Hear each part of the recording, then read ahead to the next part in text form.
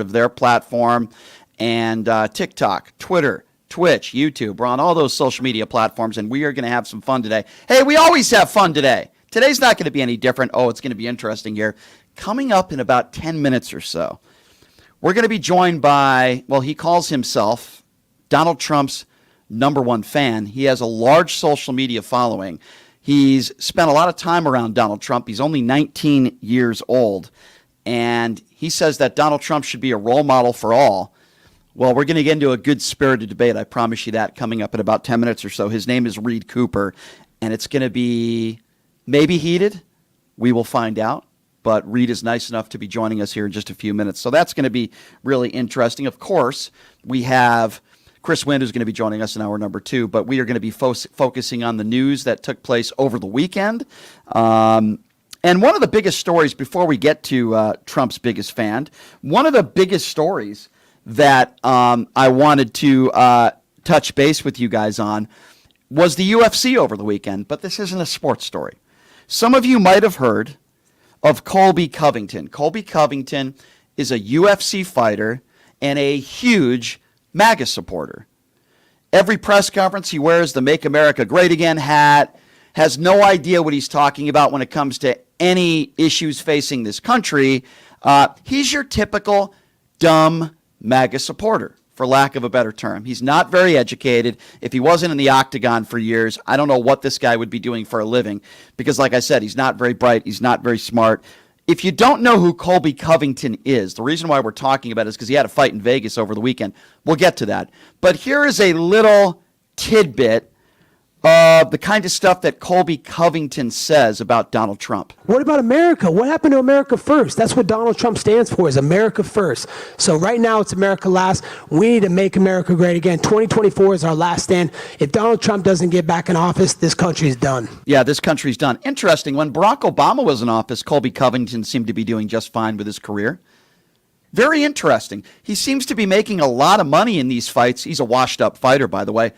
When Joe Biden's president, the sky's not falling. But anyway, those are some of the idiotic things that Colby Covington said. And before this fight, he made more national news before the fight, maybe to try to get self-promotion, to promote the fight. Who knows? But those of you that are unaware, LeBron James' son, whose heart stopped earlier this year, thank God his life was saved, has just been cleared to play basketball at USC. So the other day, LeBron flies out to see his son play. And as he's entering the arena, the national anthem is being sung. And while the national anthem is being sung, you see LeBron and his security detail walking them to their seats. Colby Covington took that opportunity to attack LeBron James for not standing up during the national anthem, not taking his hat off, so on and so forth, because it's a play from the Donald Trump playbook of calling African Americans, quote, sons of bitches, if they don't stand during the national anthem. Now, this is even a different circumstance because I don't think LeBron did it on purpose. He was walking into the arena with his family and with security, and Colby Covington took the opportunity to attack LeBron James. You hate America so much and you don't like this country that gave you $1 billion, leave it. Or come deal with me. You go to China, go to these sweatshops that you employ all these laborers and use these women and pay them pennies on the dollar to make your millions. F*** you, LeBron James. You're a coward. You're a spineless coward, and you're a bitch. Very intelligent comments from Colby Covington. Okay, so first of all, you dumbass, nobody gave LeBron James anything, you stupid idiot. LeBron James is making the money he is making because of his abilities and because of his talents. He's earned it. Now, if you think he's making too much money, you're the washed-up UFC fighter that got your ass kicked over the weekend. How much money did you make for doing nothing except getting beaten down in the octagon? Nobody gave LeBron James anything. He earned it. Oh, yeah, and by the way, LeBron has never been arrested. How many people in the UFC have crimes that they've committed, whether it be badgering women or you name it? But yet you want to attack LeBron James. I'd like to think Colby Covington, who, by the way, is white, is attacking LeBron James for the same reason why Donald Trump called those black players that were taking a knee during the national anthem, quote, sons of bitches. I think you could come up with the reason why. So why are we talking about Colby Covington today? Well, Donald Trump was in town over the weekend. because the guy who kisses his ring the most is Colby Covington. Before every fight, Donald Trump usually shows up at his fights. He did in Las Vegas over the weekend. Colby comes over, shakes his hand, bows to the king, Donald Trump, and then that stupid moron Kid Rock. And that happened over the weekend. So, what happened in the fight? I'm not going to be breaking down the fight. I will simply say this, and if you ask any UFC commentator or anybody that knows anything about the UFC, they would tell you he got his ass kicked. He looked terrible. He shouldn't have been there in the main event to begin with. He's just a loudmouth who can't win fights anymore because he's old and he's washed up.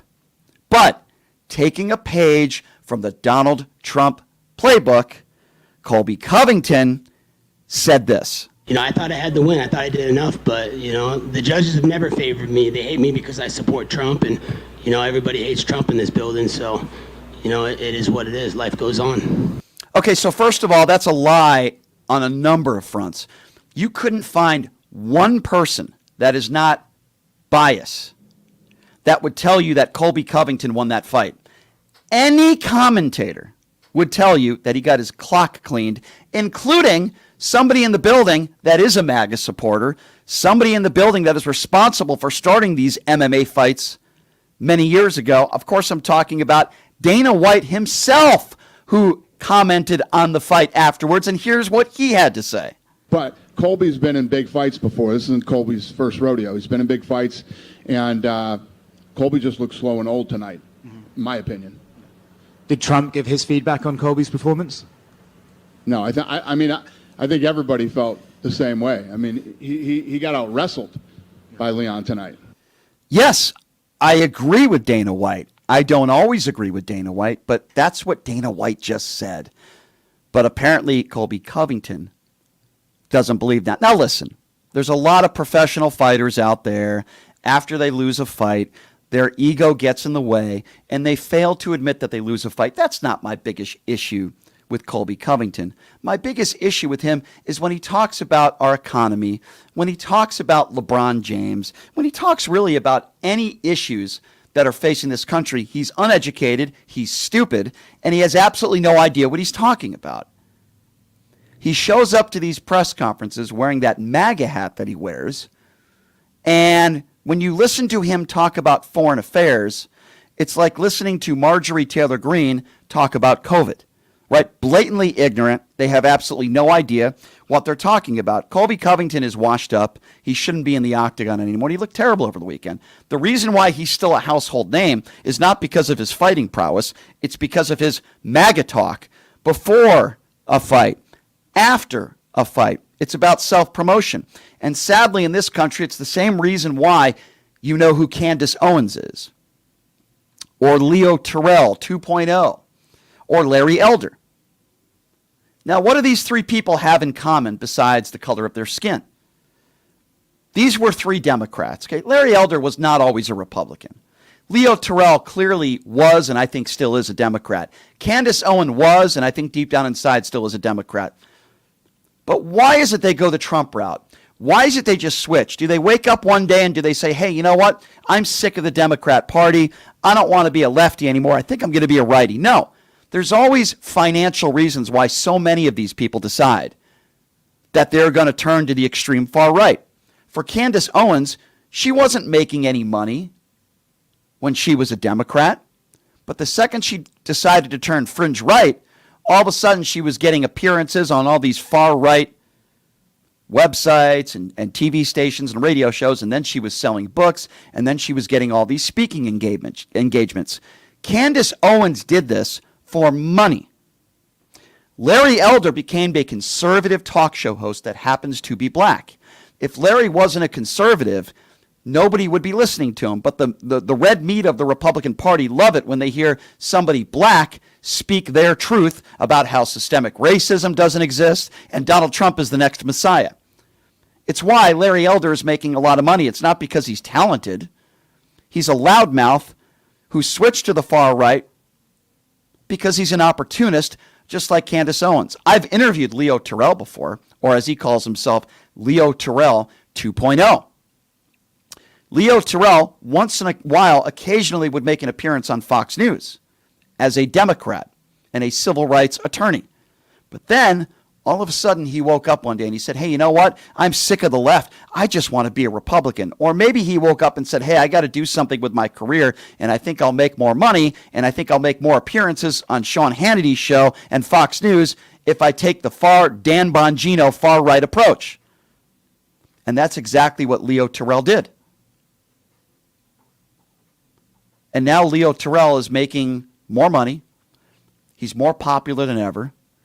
And he's making tons of appearances on Sean Hannity and Fox News. Now, I think the same thing is true with Colby Covington.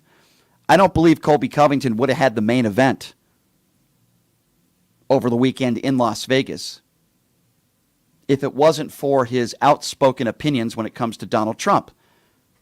They knew that Donald Trump would be in Las Vegas if Colby Covington was fighting, especially if he was in the main event.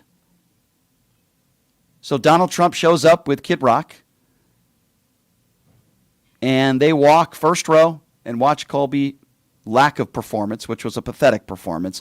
Again, I don't analyze UFC fights very often, but Colby looked terrible.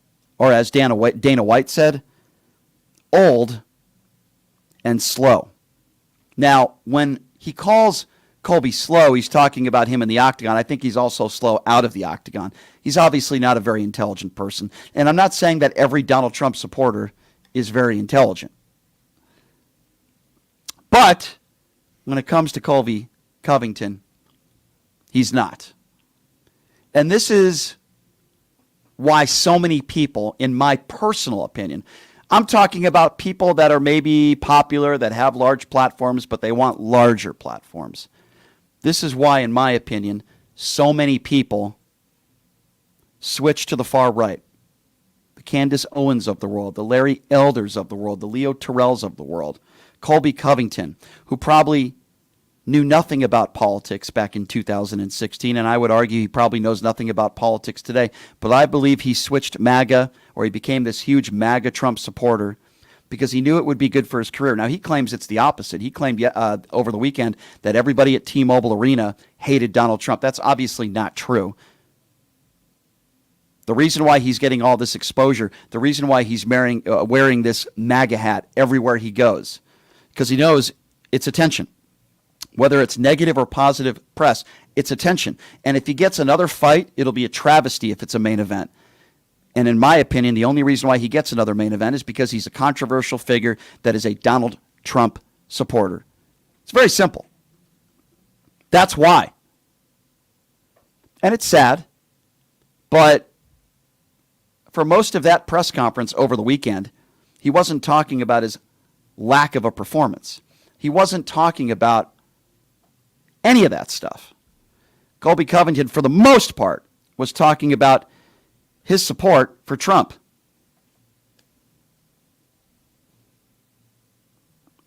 All right, here's what we're going to do. We're going to take a quick break, and we'll be back right after this.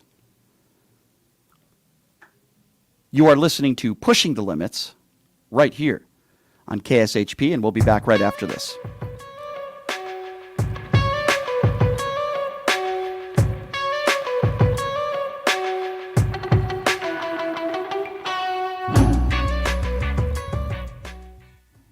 Hey everybody, are you struggling to find a pizza place that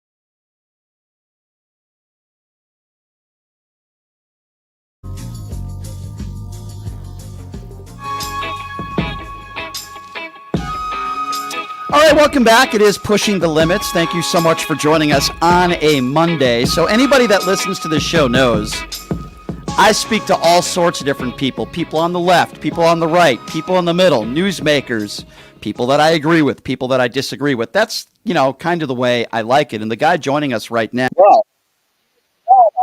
media, as Donald Trump's #1 fan. He has a large social media platform. He's only 19 years old, and he's had plenty of conversations with Donald Trump, both publicly and privately. And his name is Reed Cooper, and we're happy to have him on the show. Reed, thank you so much for being here. How are you? Reed, are you there, my friend? Are we having some audio issues?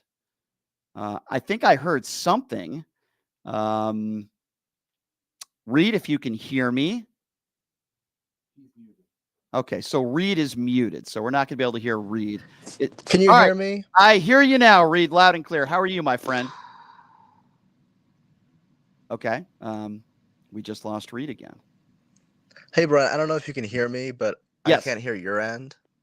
Well, that's really strange. Well, we'll try to get the technical difficulties figured out.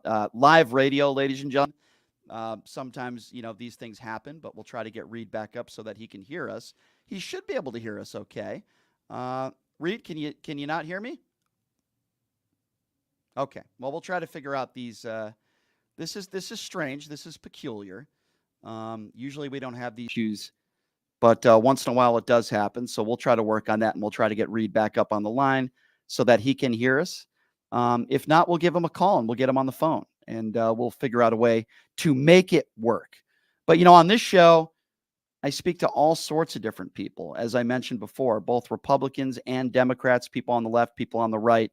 And Reed is one of those guys. He has a large social media following. I think that's very fair to say. And he's a big Donald Trump supporter. So we'll try to get him on the line, and we'll try to fix this thing. I think what we're going to do, I don't know if Reed can hear me or not, but we're just going to give him a call. So at least we can get the audio of Reed so that he can hear us and we can hear him. I prefer seeing my guests, by the way. I don't know if they feel the same way about me, but I prefer seeing my guests. So that's this is a peculiar situation here, and I'm maybe going to give my opinions on it in a minute or two. But we're trying to give Reed a call. So hopefully we can get him on the line and we can have a good spirited debate, conversation, you name it. And we'll try to do it. Reed, are you there? Can you hear me? Hey, yes, can you hear me? Yes, we finally Great. got it working. All right. Yes, I logged in on my computer and it worked. I was on my Thanks, phone and Reed. it I wasn't loading appreciate- your audio. I Yeah, appreciate- I'm sorry about that. Yes, I'm sorry. Hey, things happen, my man. I appreciate you coming on. I'm glad we finally got you. All right. So Yes. am I introducing you correctly? You would consider yourself Donald Trump's #1 fan. Tell us why. I would definitely consider myself Donald Trump's #1 fan, and I would say that because I think the lengths I go in supporting him is farther than anybody else. What are those lengths? Like, give me some examples just to give Sure. people a little bit of context. Yeah, go ahead. I would definitely say I'm obsessed with President Trump. I collect, merchandise, bobbleheads. I've worn pro-Trump T-shirts every single day since 6th grade. So 6 or 7 Okay. years now. And you've met him. How many times have you spoken to him? How many times? Four. Okay. in And you've person. talked to him on the phone, I would imagine. Yes, once. Okay. Yes. Well, that's pretty cool. So he knows who you are. Clearly. Well, if you go to his True Social, his latest post is an article he shared of mine right now. Okay, gotcha. Okay, so it's pretty much fair to say you're a huge Trump supporter. Do you consider Donald Trump like a role model for you? Or Yes, do you think- definitely. okay, so Yes. do you think he should be a role model for, say, kids out there growing up? Like, what are your thoughts on that? So I would definitely say he should be a role model, but when I say that, I don't mean the image the media paints him as. I mean that he is definitely someone who should be looked up to, but you have to really know who you're looking up to. What I mean by that is the media wants to paint him as this terrible, mean person, but in reality, he's an amazing person, and I think people should definitely look up to the amazing qualities he has. All right. So obviously we disagree on that, right? I think you know Sure. that about me, right? We've had a conversation off the air and it was a pleasant one, right? We were Yes. one another. But I want to read you a few things and I want to get your thoughts on this. And I'm not trying to put you in a corner per se, but I want you to characterize these comments. Donald Trump said, quote, "I have black guys counting my money. The only guys I want counting my money are short guys that wear yarmulkes." Donald Trump never denied saying that. He said there's laziness, a trait in blacks. It really is. I believe that. He's in regards to John McCain, we all know what he said about John McCain. He's a war hero because he was captured. I like people that weren't captured. Do you really think that I know that you're a Trump supporter, but do you think that that's really something that kids should be looking up to when you make those types of statements? Do I think those specific lines? No. But at the same time, he's done, for example, in the 90s, Nelson Mandela he was doing a tour around the United States and no one would give him an airline, and Trump allowed him to use he had a Trump shuttle at the time and a business he had. And he allowed Nelson Mandela to use his plane to travel the United States. He's helped a lot of people. The prison reform and taking a lot of these black guys. That's a policy that I agree with. Out of jail that really shouldn't be in jail for and also has he said some things or reportedly said I don't know. Well, if it's not reportedly. It's not reportedly. I mean, he did, and he owned it. He said it's an amazing. He owned the Yamaka one. Yeah, he did. Yeah, he did. He was interviewed about it, and he also said coronavirus affects virtually nobody. A few hours before the United States officially surpassed 200,000 deaths from the pandemic. If you want to talk about policy, in Time Magazine, he said, "Who the F knows? I mean, really, who knows how much the Japs will pay for Manhattan property these days?" I can go on and on with his comments about District Judge Gonzalo Gurel, a native-born American. He said he's a Mexican. We're building a wall between here and Mexico. The answer is he's giving us very unfair rulings. I try to be very factual with what I say. Let me ask you this. If David Duke, the leader of the KKK, did some nice things for people, worked at a soup kitchen, would you call him a role model as well? No, I wouldn't. Okay, so why Donald Trump then? Because David Duke led. I don't know if he still leads, but do you know if he still does?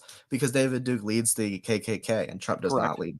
And I think that's by a landslide worse than what anything that Trump has said. You don't think Donald Trump is a racist, I would imagine. No, I don't. No. Why do you say that? Because I listen, you're a big Trump supporter. I get that. Yeah. So I want to hear from you. So I'll start with. I don't think he's a homophobe, and I'll start with that because I always hear people saying, "Oh, he's homophobic, he's racist, he's that." And if you look through his life, what I see is he's happy to surround himself with people that he perceives that he can trust and are nice to him. And back in the 70s, he had a Roy Cohn as his lawyer. A lot of people wouldn't associate it with him because he was seen as gay. He never said he was, but it's kind of known he is. He's not somebody who, he opened Mar-a-Lago up to black people, to gays, to the Jewish people. Now he was the only club to do that, and he got an illegal battle with the Palm Beach Think Town Council over that. So that is why I wouldn't say he's racist. All right. Why do you think Donald Trump said that Barack Obama was not born in the United States when it was proven that he was, and then he never retracted or apologized? Why do you think he did that? Well, there was the birther movement conspiracy going on, and he championed that, right? Because he took interest to it. He found it interesting. I assume, believed it at the time. Why do you think he believed that? Because he doesn't like Obama. It's no secret he doesn't like Obama. He thinks Obama. Honestly, in a way, I don't think we'd have Trump if it wasn't for Obama. I think Trump was the response, from the people to Obama. Right. And that's a separate entity, and maybe you're right on that. I mean, I don't know. My biggest issue, not just him bringing up claiming that Obama was not born in this country, which, by the way, was a lie. It wasn't true. So even if he believed it, when Barack Obama shows his birth certificate to the world, why doesn't he apologize and say, "Hey, you know what? I was wrong"? I don't understand. Then we probably wouldn't be talking about it now. That would be a question, you would have to ask him, but right.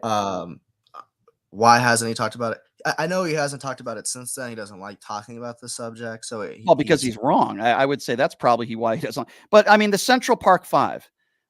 You're very familiar with this story, I'm sure. It's a very tragic story, as you know, where these five men spent a lot of years in jail. Donald Trump took out a page in the I believe it was the New York Times. He said countless times, "Bring back the death penalty, bring back our police," and then they were all found innocent through DNA. Never retracted anything he said. In fact, it was back in October 2016. He said he still believed that they were guilty, despite the DNA evidence to the contrary. Mhm. 5 minorities. Has he ever done that with 5 white people or any white person when it comes to murder, where they were found innocent and saying that they deserve the death penalty? I'm just throwing that question out there, my man. You know, I know you don't speak for him, but you're a fan of his, which is fine. Yes. I have plenty of Trump supporters on this show, and we have good conversations. But Yeah. you don't think there's something there? He says Obama. Well, Yeah. Well, I know that he, openly calls and has vowed to. He wants to bring back the death penalty for drug dealers and human traffickers, and Which I think So- is fine, but why would he do this with some African Americans that were already found innocent through DNA testing? He hasn't apologized. He hasn't retracted. You know, I'm just like, we all could have our opinions on whether somebody's guilty or not. I don't have a Mhm. problem with that at all. But when they're found innocent through DNA, don't you think he owes an apology to those people and their families? honestly, he probably saw the story in the newspaper. Probably really bothered him. He probably believed it, like he said, and so he wanted to put out a statement out against it. Mhm. And he probably, as soon as whatever came, he probably wanted to get out of it at that point. When a black person is a victim of a crime, why does not seem to bother Trump? And Ahmaud Arbery, right? We all heard about Ahmaud Arbery, innocent black man that was lynched. Why doesn't that seem to bother Donald Trump enough where he goes out and talks about it? George Floyd, we all saw what happened to George Floyd. Why doesn't that bother Donald Trump? Why is it only when black people do things wrong that seems to bother him? And by the way, he was wrong about the Central Park Five. But why is it that when a black man is murdered, that doesn't seem to bother Donald Trump, or at least it doesn't bother him enough to take a page out of the New York Times and talk about what a murderer Derek Chauvin is, which, by the way, he's a convicted murderer. And again, I know you don't speak for Donald Trump and you're not doing these things, but why does he do these things? And why doesn't he have a problem when a black person is the victim of a crime? I'm not totally sure why he wouldn't retract it. I would just assume he wanted to stay out of it at that point. Okay. I mean, we'll move on. We'll agree to disagree on that one. But, there are a lot of people, as you know, right, Reed, that say that Donald Trump is a racist. You say he's not a racist. So this is why I'm having this conversation with you as somebody who is a Donald Trump supporter, right? Doesn't mean we're going to agree on everything, and that's fine. That's why I wanted to have you come on. Look. Yeah. When I say I don't think he's a racist, Yeah. What I'm looking at is, I'm looking at, if you look at him, he's friends with people.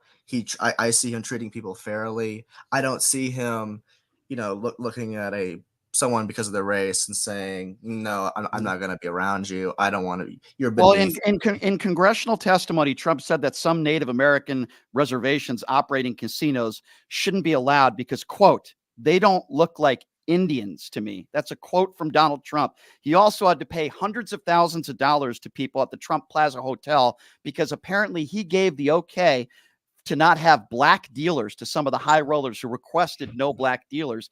I'm just going by his history, my man, right? And when you do these types of things, that's why people say, I kind of think Donald Trump is a racist. And when his father shows up at a Klan rally in New York City, I say to myself, okay, this is now is that actually proven? Well, he was there. He was arrested. So yeah, I mean, it was. I'm not saying his father was a Klansman, but he was there.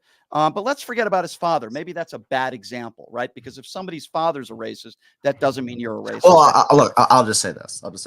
Sure. Go ahead. I've heard that before. And when people say, "Oh, Trump's dad," was at a Klansman, was at a Klan rally. Mm-hmm. Well, if we don't know that he was there, he was arrested. We don't know what I think it's unfair and not true to I'll give you that. I'll give you that. Let's forget about his father. I'm with you on that. Just because your father's a racist or might be a racist doesn't mean you're a racist. But all these other things that I've mentioned, I just find it interesting. And listen, this is just my personal opinion. I don't think he's a role model at all. I mean, if you had kids, if what are the qualities of Donald Trump that, let me pick your brain on this, the positive Sure. qualities of Donald Trump Yeah. that would lead you to believe that, hey, this is a role model for people in this country. I want to hear that from you. I think Donald Trump as a person is a very tough person, and I'm sure your audience and you don't think he's a tough person, but I think for someone to put themselves in a world that he doesn't have to put himself into and lose business contracts and deals with people with groups like Macy's and groups like that, he's lost money going into politics. Sure, has he charged the Secret Service for a hotel room somewhere? Okay. But overall, his net worth has dropped $2 billion, since entering politics. So first of all, he's putting himself on the line for the American people. He's doing something he doesn't have to do. People always say, I don't understand, why is he doing this? I don't understand. Why doesn't he just go sail off into the sunset? Because he's not helping himself. I truly believe if he, after the 2020 election, said, I'm not running, I'm done, I'm leaving, I don't believe these indictments and all this stuff would be happening, because I think it's politically motivated, and I think it's a way to try to get in the way of his campaign, and it literally is, because the hearings and court dates are on the campaign trail. If that's the case, though, who forced him to defy a subpoena for a year? Did anybody force him to do that, or was no one forced him to do that? Okay, so but going by your theory, though, that this is all politically motivated, nobody forced him to defy a subpoena. If he just cooperated and did what Mike Pence did and Joe Biden did, maybe he wouldn't be facing these charges. But at some point, Reed, don't you have to say to yourself, geez, maybe he should be responsible for his own actions? Maybe he shouldn't have had unprotected sex with a porn star and then paid her $120,000. Maybe and again, we don't really know if that happened. Well, I mean, I'll say it this way. I wasn't in the room, so no, and I wouldn't want to be in the room, but we know that he paid her $120,000. Donald Trump doesn't seem like the kind of guy that's just going to throw his money around and give it to somebody. But even if it didn't happen, having these classified documents, showing them to people without security clearances, asking the Georgia Secretary of State to find votes. I mean, the list goes on and on. At some point, Reed, can't you say he has to take a little bit of personal responsibility, even if you do think that all these 91 felony counts are politically motivated?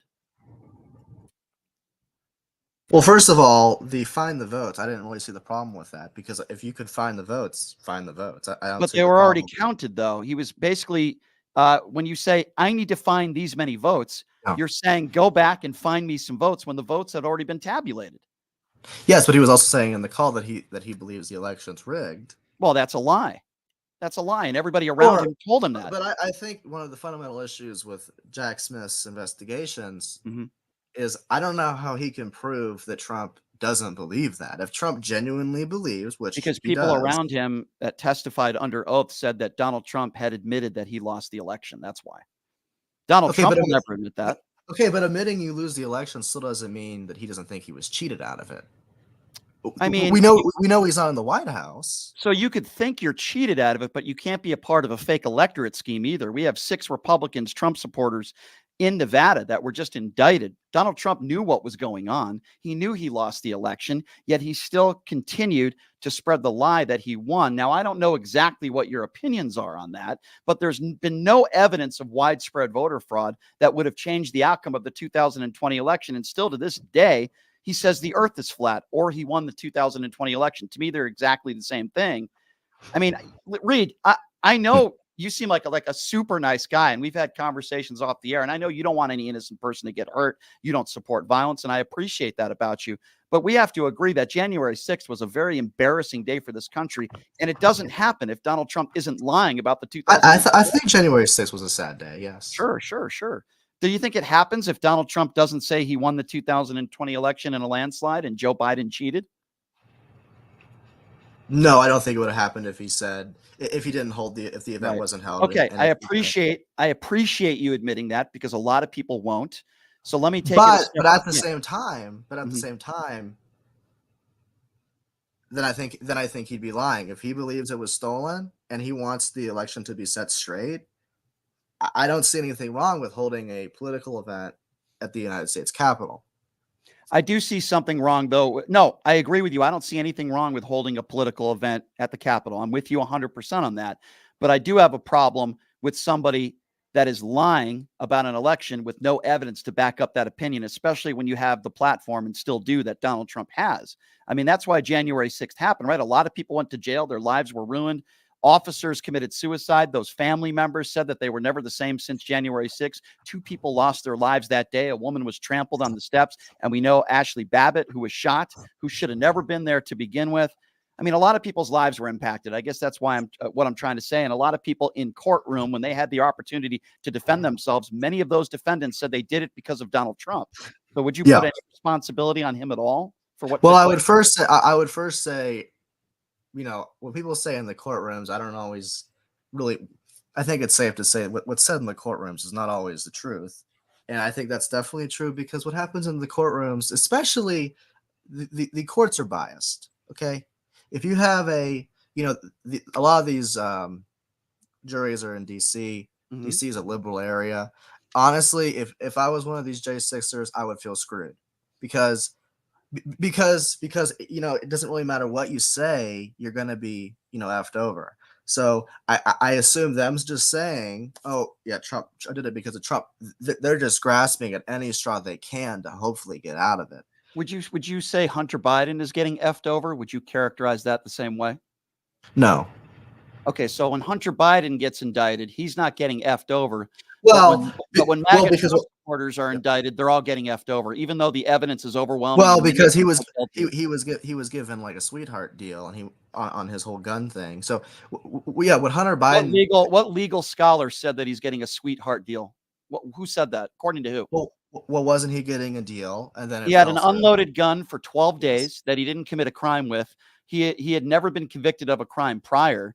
And a lot of legal scholars and both people on the right and the left would say, yeah, for most of us, Reed, if it was you or me, we wouldn't be going to jail. He was supposed to get a sweetheart deal and it fell through, from what I understand. Well, I mean, he didn't get a sweetheart deal, right? I mean, that's the bottom line. He's been indicted again. But hey, let me go to some other things you said, because by the way, for just joining us, we are joined and we're happy to have him on the show. Trump's #1 fan on social media, Reed Cooper. He's met Donald Trump a number of times. He's only 19 years old. And I give him a lot of credit because when I was 19 years old, I didn't have the guts to come on a radio show. So I think we should all give him. Well, I came on late. So.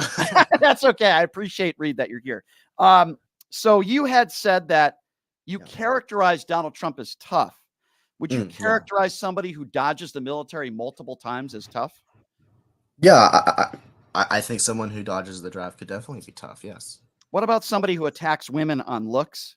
And also before we move on, I really want to say this. Sure. Every ounce of me feels that the draft is wrong. I think that the fact that people, and I understand that some people don't like that, but I think it's very sad the amount of people that were sent. I think it was in the Vietnam War that were sent, and they didn't want to go. They were forced. I agree with you. It's very, very sad. I agree with you. I just don't like to characterize, but I think we would also agree those brave men and women in uniform, dead or alive, that served this country honorably are what I would call heroes and what I would call tough. I just don't know why you would characterize somebody who's probably never been in a physical altercation his entire life, who's had yes men around him his entire life, who dodged the military multiple times, who attacks POWs, attacks women on looks. I'm just trying again, the attacks women on looks line is not exactly the whole. He did it with Ted Cruz's wife. He put up 2 pictures of Melania, and he also posted pictures of Chris Christie at a Golden Corral. He makes fun of his opponents. Is that tough or is that third grade bullying? Because that's I find it second and third grade. I find it entertaining. So you think bullying people is good for the country and it's entertaining? We're not talking about a comedian. We're not talking about Dave Chappelle or Chris Rock.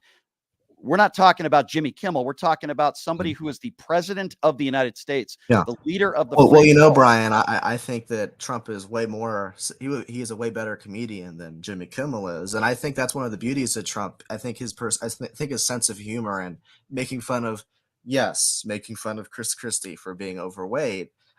I think that that's what attracts people to him. That's why people flock to him. I don't think we've seen in a long time people. Well, I agree flock with you. Maybe Melania Trump is attracted to overweight men. See, I'm a comedian too. I can make jokes once in a while. But Yes, but he has very nice hair.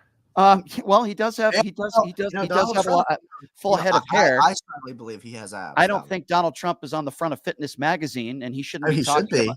First of all, let me be clear. You can be the Incredible Hulk. You shouldn't be attacking your political rivals because of their weight. It's third grade harassment. Well, It's look, third grade. I understand. ridiculous. I understand what you're saying, Mhm. but honestly, calling somebody fat or calling somebody, ugly nowadays is nothing. When you look at what politics is a vicious, evil game. And Trump is really not playing their evil game. Trump is calling him fat and stupid. Okay, I find that funny. You know what I don't find funny? I don't find the whole Epstein Island situation funny. I don't find things like that funny. Well, Epstein was seen in many of pictures Hmm? with Donald Trump. So if you're going Mhm. to talk about Jeffrey Epstein, I'd love and to. if you want Democrats I investigated, think yes. So Trump and was you'd also want Donald Trump investigated. I mean, I'm not- you know, I Sure. mean, like it has So to go both I ways, think right? Donald Trump's friendship with Epstein in the early 2000s, late 90s is a positive for him. And the reason I say that is because unlike Bill Clinton, unlike many of these people who were also associated with Jeffrey Epstein, Right. yes, Trump has pictures with him Sure. in 2004 when a member Mhm. accused Mhm.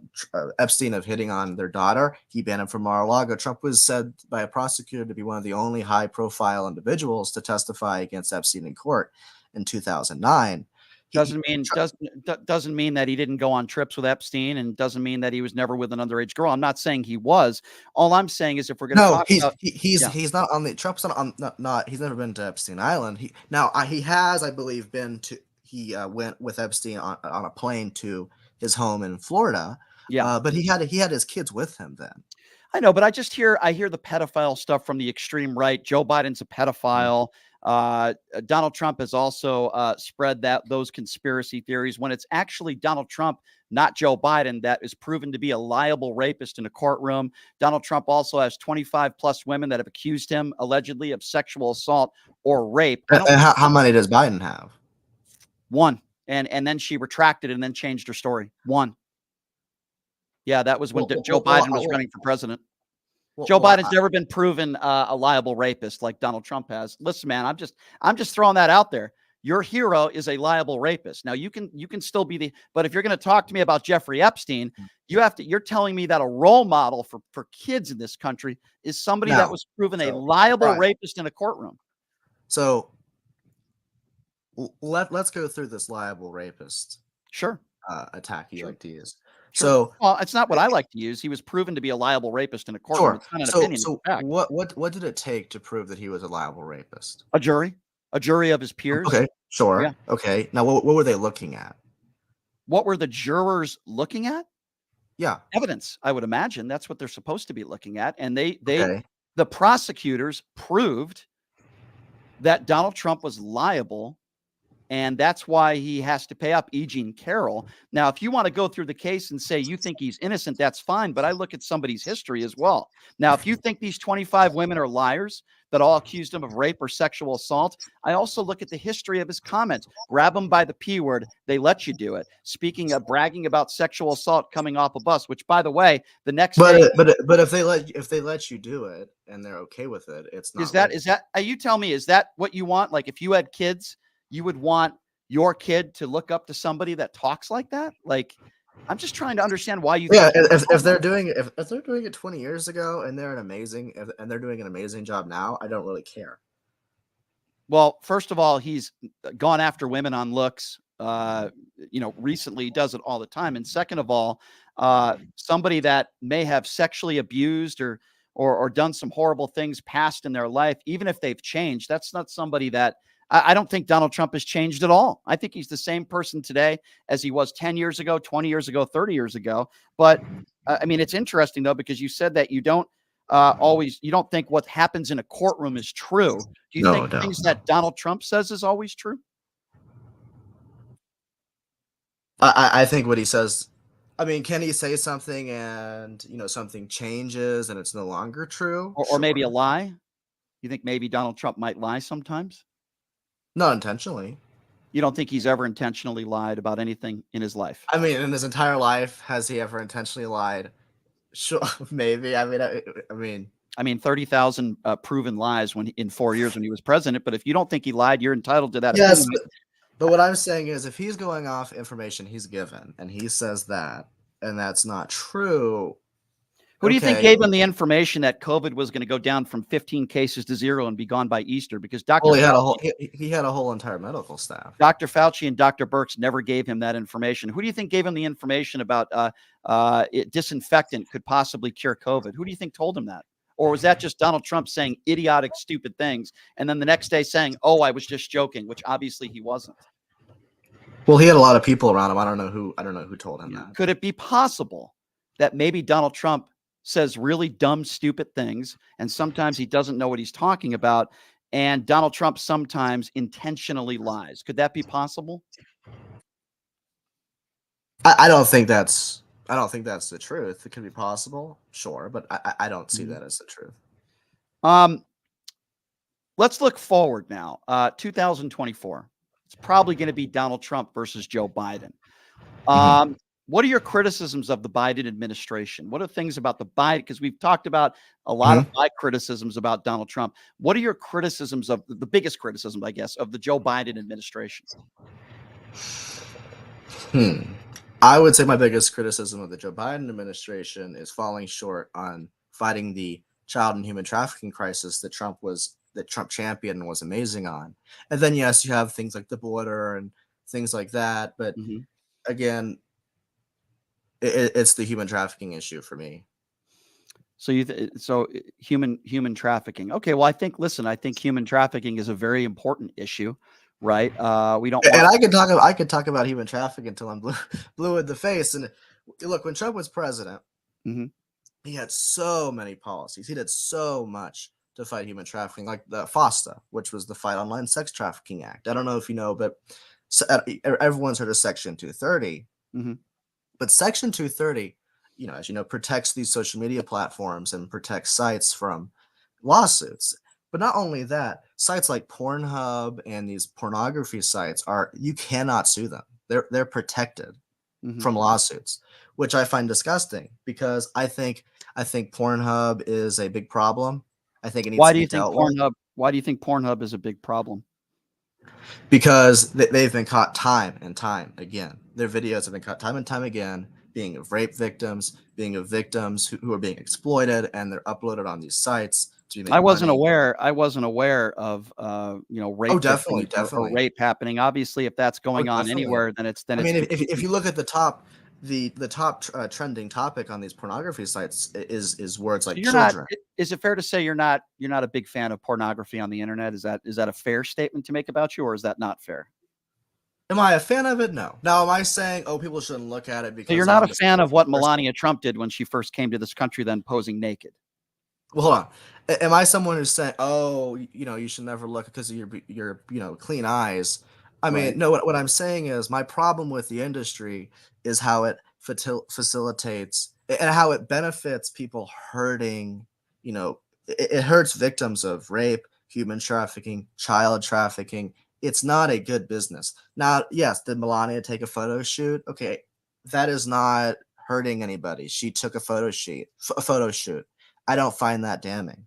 What I find damning is the fact that just look up the word Pornhub rape lawsuits. And you think Joe Biden would support porn websites showing women being raped? And by the way, we have no evidence that Pornhub allows that on their website, so I don't know where you're getting that from. No. There's definitely. I can just Google an article now. No, Okay. I think Joe Biden would? No, I don't think anybody would support that. Right. But it's not about do you support it. It's about what are you going to do to fight it. And what did Donald Trump do? So the Fight Online Sex Trafficking Act gave a loophole to lawyers to where they could actually sue social media platforms for sex trafficking that happens on their site. It gave a big step to the lawyers, and it actually helped them. Not only that, although William Barr kind of flipped at the end against Trump, he did some good work on fighting human Well, trafficking. then I think that's a good thing. I'm not going to sit here and say that's not a good thing. And by the way, never have I ever said that Trump didn't do anything good. I just think he did more harm for the country than good. But Sure, sure. but But what I'm saying is, yeah, okay, what you're bringing up to me is, this court jury says he raped this person, but there was no really proof of it. Okay. well, I What, think a lot what of do you mean people by? would disagree with that characterization. There was some evidence and proof, but go ahead. But what I mean by that? Okay, her proof is what? She has two friends that she told or something. No, we can go dive into the case, but the bottom line is a jury found him liable for sexual assault. And like I said, there's 25 other women that have accused him of sexual assault or rape. I mean, I think he's the Bill Cosby of this century. That's just my personal opinion. You But know, I really try to steer clear of the wrap up smear, which is what. so would Nancy you say Pelosi. it's a wrap up smear of Hunter Biden when people on the right and many Trump supporters, like yourself, that say that Hunter Biden was with underage women? Would you call that a smear? Would you also defend Hunter Biden? Well, I've seen photos of it. You've seen photos and they're underage girls.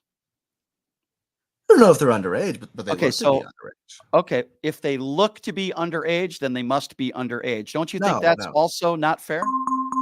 What would you no. say to that? You're right. That is not fair. But what I'm saying is, what I've I've seen way more convincing evidence that Hunter Biden is a bad person, more so than Trump. I haven't seen photos of Trump doing something like that.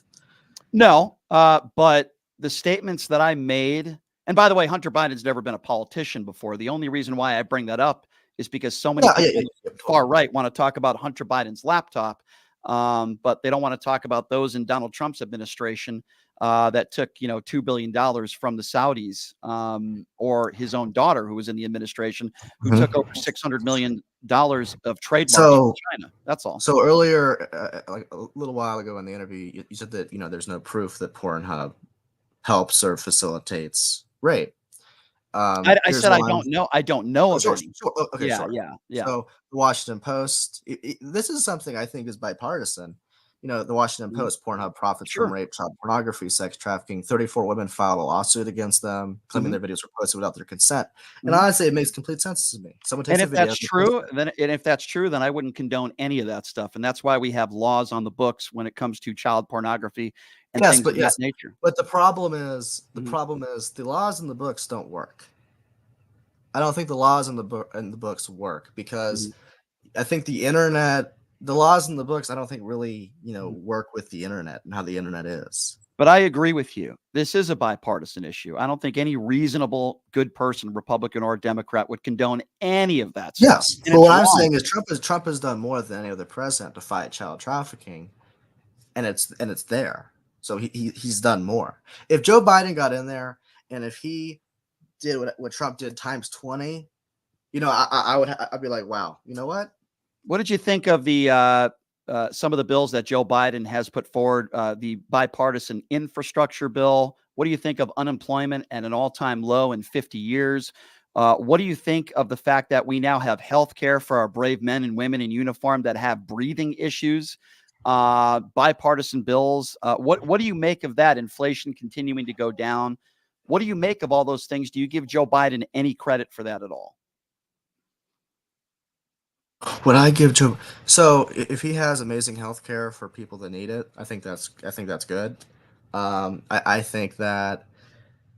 What was the other one you listed? Bipartisan infrastructure bill, gun laws that were put on the books, also bipartisan. I mean, I could go down the list, Oh, yes, obviously. you said inflation. Sure, sure. I could go The down the list. inflation. Look, I think if inflation, you can. What I've learned very easily, what I've seen very easily, is you can twist numbers. The thing with statistics, you can take numbers and you can twist them to make them look any way you want to. And I think would you agree with that? You can twist numbers and make it anything you want to. Yeah. I think the bottom line is unemployment is under 4%. Now, if some people want to make the argument that it's only because of COVID and people getting their jobs back from COVID, that wouldn't be entirely true. But What I'm saying is, I think I think it. So I Mhm. see the White House putting out these statistic graphics and Yes. these graphics, and they're like, oh, Right. Donald Trump when he was president lost millions, and he was such a terrible economic and jobs president. But the only reason that is that, or that it's there, is because of the COVID. Is because of COVID. If it wasn't for COVID, he'd be like top of the line. So I don't really think So it's if you want to, fair. if you're going to blame COVID for that, then why wouldn't you also blame COVID and maybe the war in the Ukraine for gas prices and inflation? If you want to use COVID and play the game of, okay, unemployment numbers are way down because of COVID, then wouldn't you also say COVID is a big part of why we have inflation? COVID is a big part of gas prices. Wouldn't you do both to be fair then? Because I don't think you Yes. can have it both ways. But I agree. I appreciate you Yeah, saying that. yes, But yeah. I do think. Well, obviously, inflation's definitely there because of COVID. Yeah. I don't hear a lot of Republicans saying that. I don't hear a lot of MAGA supporters saying that. I'm glad you do, but all I'm simply saying is if you're going to make that argument, which it sounds like you're making, then you also have to say, well, geez, COVID put us into this mess. Do you think Donald Trump did a good job handling COVID? I think he did the best job he could do. I honestly think he was damned if he did and damned if he didn't. I mean, again, he had all these people pulling him in different directions. I think, and I say he did a good job because he never mandated the vaccine. He never mandated the vaccine. So I think that's Why is it so many MAGA supporters are so anti-vaccine, yet they want to give Donald Trump credit for Operation Warp Speed? so. Yeah, so I have never had a single vaccine in my entire life. Mhm. Not a flu shot, nothing. I'm completely unvaccinated. Mhm. Um, and the vaccine thing with topic with Trump is interesting because you have a lot of Trump supporters who are anti-vaccine and they don't like that he promotes the vaccine, and then you have some that are pro-vaccine and Right. they like it. Mhm. I'm kind of in the middle, and what I mean by that is, do I like it when he goes on stage and promotes the vaccine? No, I'm anti-vaccine. I don't like the vaccine being promoted, but do I think Operation Warp Speed? Do I think if Operation Warp Speed didn't happen, do I think it could be a lot worse than what's happening right now? Yes. The reason I say that is the vaccine, is what a lot of these Democrat governors and what the CDC and all these people were demanding in order to reopen everything back up so we can go back to normal.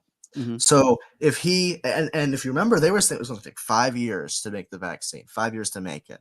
So if Right. Trump can go out and he can push out this vaccine out there and get it out there, boom, out there, and we can start reopening and start getting to a point where we can start putting the country back together. Well, we Do I did. think that's a bad thing?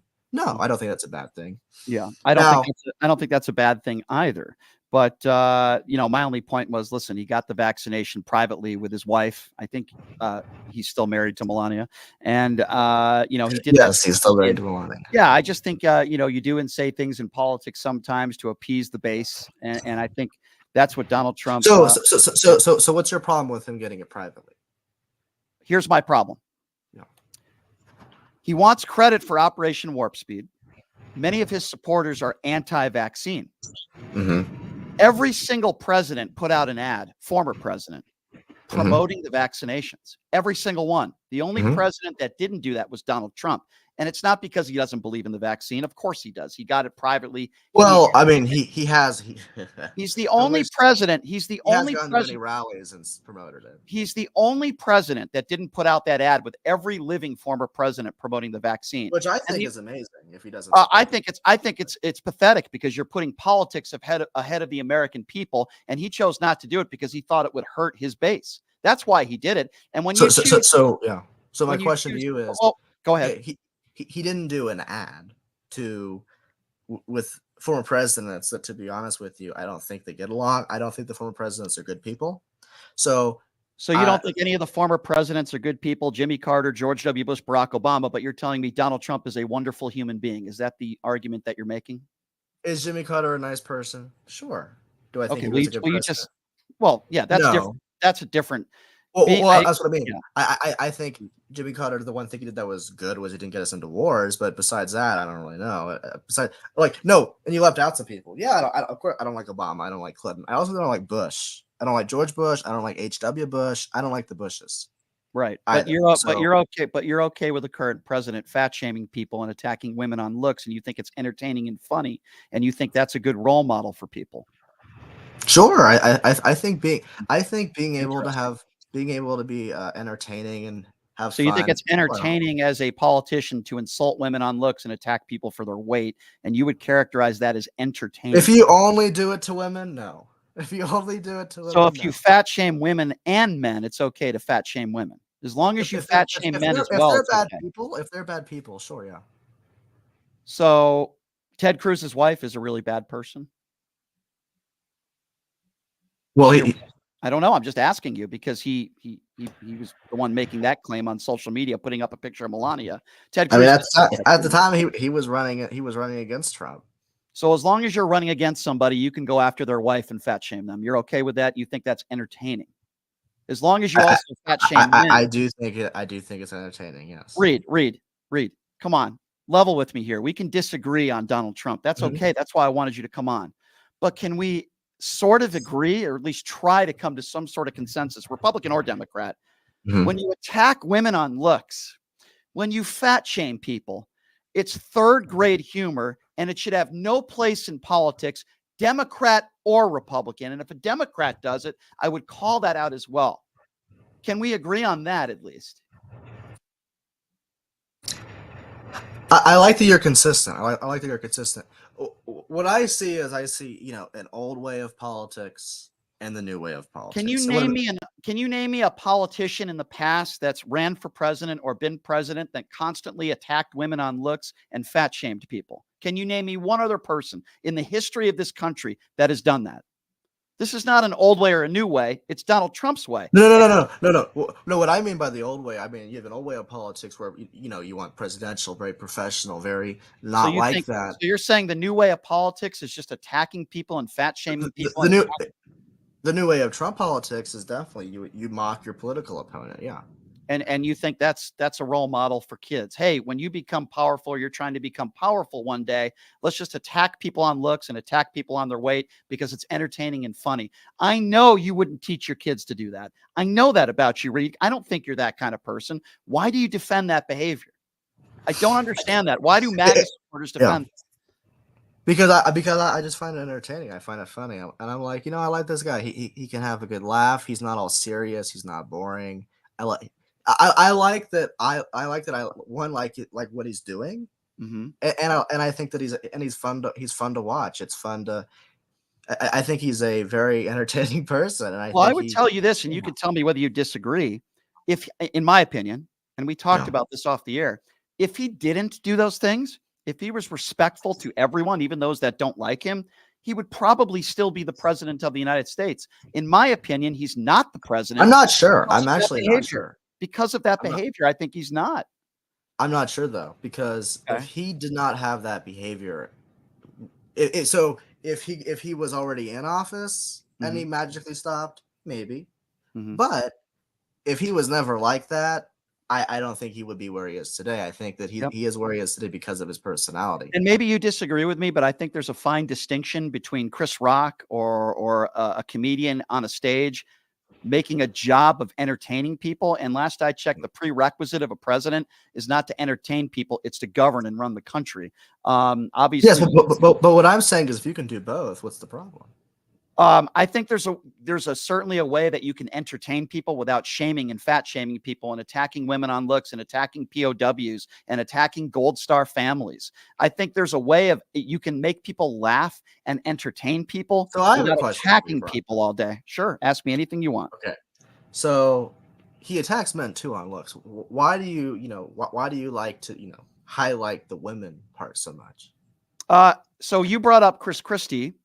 Oh. And as I've said before, I don't care whether it's a woman or a man. It's beneath the presidency to attack people on looks. Yes, That's- but what I'm asking is, Sure. if you don't care if it's a woman or man, then why Because do you I don't highlight think the Donald woman? Trump respects women. I don't think he respects women at all. When you look at the sexual comments he's made about women, the attacks on even his own daughter. I would date her if she wasn't my daughter on the Howard Stern show, saying that if a woman is flat, she can't be a 10.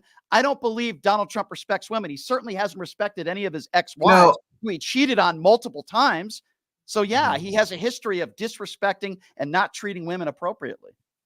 Mhm. Based You on know, his history of all the wives he has and the kids he has with multiple women. And I know you don't want to call him a liable rapist, but I am. I think he has a history. Let me be very clear on this, though. Whether you attack someone on looks or fat shame a man or a woman, it's beneath the presidency. It's wrong. It has no place in politics. It's not a prerequisite when you're a politician to insult people. you brought up some quotes from Trump earlier, and I remember Sure. one quote that he said in Yes, the sir. 90s, and he said to, you Mhm. know, you say he doesn't respect women, I don't think he does but based on his history of the things he sure, said. sure, No. sure. I mean, but if you look at the construction of Trump Tower, Mhm. the person he put in charge of the construction of Trump Tower was a woman. So let me ask you a question. If somebody rapes a woman and then years prior he put a woman in a very powerful position, would you defend that rapist? That's not a defense. You know No, that, but Reed. no, but I don't So know if what it's then? fair to So say he what? doesn't So respect women. but if someone is a grand wizard in the Klan and in his private life he hires a black person, does that mean he's not a rapist, a racist? You know the argument I'm trying to make. Come on, No, Reed. no, That's not a no, defense. You know that. Brian. What I'm trying to tell you is, you said he doesn't respect women. I don't think you're going to put a woman in charge of the construction of your big Trump Tower if you don't respect women. He put her in charge. By the way, and this was unheard of in the time, to put And women that in charge same, of but in that construction. same Trump Tower, I could probably guarantee you, and this is an opinion, that he's probably cheated on multiple ex-wives in every room of that hotel. So just because he hires a woman to be in a powerful Well, position, the woman he put in charge of the Trump Tower is actually anti-Trump now, and she's on oh, I don't blame MSNBC. her. Well, there you go. I But don't what I blame her. find very interesting, Brian, what I find very Yes. interesting about her Mhm. Mhm. is when they ask her about back then, she's like, if you ask her, she said, Mhm. "Oh, he just magically changed. He's not who he is back then." But what she says he was back then is this person who she says, and I kind of always think about it, Mhm. or it's in the back of my mind a lot. He said this quote back then: "One good woman is better than 10 good men." Okay, well, And he certainly had more than one good woman when he was married to multiple women. So I mean, like, I wish he would, walk the walk and talk the talk, but that's here nor there. The only point, well, obviously, I'm saying in business. I'm okay, saying in business. You well, know, she described him as somebody who, and you said the insult, which is why I think it's kind of unfair to pick at him for attacking women specifically, because she described Trump as somebody who, she's like, look, what's different about Trump than these other people in New York is he's going to look at me the same way he looks at a man. He's going to treat me the same tough way he's going to question a man, and he's not going to sugarcoat it. And what she's saying is, if the woman could stand up to him and be tough back and stand her ground, mhm. that's why he believes, has this mindset of one good woman is better I than think 10. I think every single person that's done that in Donald Trump's administration has either been fired or has been convicted of a felony or you name it. And I would also say, if he does respect all people like you say he does, then why do you have so few minorities and women in his cabinet to begin with? When you look at Joe Biden's cabinet, full of people of color, women, very diverse. Donald Trump had one of the most undiverse administrations in the history of this country. So Yeah, that's what I Brian, would say to that. he has a lot of pretty women around him. Okay, well, I don't really care what somebody looks like. Who cares? Who cares if he has? That's in the. Who cares if someone's pretty or not? Like, I don't understand why that would be Brian, on Brian. anyone. Yeah, Well, you said diversity. He has women around him. yeah. Who cares if they're pretty or not, though? Like, I could care less about that. I guess you're probably right. Donald Trump probably only cares about that, and that goes back to what I said earlier. Is he hiring men because they're attractive? No, he's hiring women because they're attractive. You I just made my mean, point for me. He's treating them as sex I objects. think Trump is someone who really cares about optics and Well, looks. I don't think that's a very good optic when you hire a woman just because she's attractive. I think that makes you an idiot, quite frankly. But here's what I want to do with you, Reed, because I love these conversations and I respect the fact. And I told you this off the air too, by the way, for the record, everybody. Me and Reed had a conversation like this for like 2 hours the other day. And I told him, told him, because Reed, I think you're a really nice guy. And at 19 years old, we disagree on a lot of things, obviously. At 19, I wouldn't have been able to have a conversation like this at all. And I appreciate the fact that you're willing to come on and have a debate with me. And you Well, knew I'm it. sorry, my camera's not on. No, that's okay. Don't worry about that. but I appreciate the fact that you're willing to have this conversation. I would ask you, I would like you to come back on when your camera's working. Yeah, Maybe 100%. we have a little bit more time, and I would love to continue this conversation. Is that fair, Reed? 100%. Yeah. And you know what? We didn't insult each other. We were respectful to one another. I hope I was respectful to you. Was I? Yes, you were very respectful. Okay, yeah. good. Because some people say, Brian, you're just going to call people names. No, I respect you coming on, and I would love for you to come back on down the road. Maybe we can get your video working, and you can invite Donald Trump on as well. I don't think he'd want to do that. But in all seriousness, Hey, Reed, if I was that close to him, sure. I'm not that well, close. Donald Trump's #1 fan, that's all I'm saying. But Reed, I do appreciate you coming on. You're welcome to come back anytime, and we can get some video. And I appreciate you taking the time, my friend. Okay, thank you so much. Yep. Thank you. Appreciate that. There you go, everybody. Donald Trump's #1 fan. Reed Cooper joining us. We're going to take a break. I went a little bit long there because we started that interview a little long. We'll take a break. We'll be back right after this. And you know what? We can keep that feed going, and maybe we'll open up the phone line 702-221-7283. Again, 702-221-7283 is the number to call. We'll take a break. We'll be back right after this. It's Pushing the Limits right here on KSHP.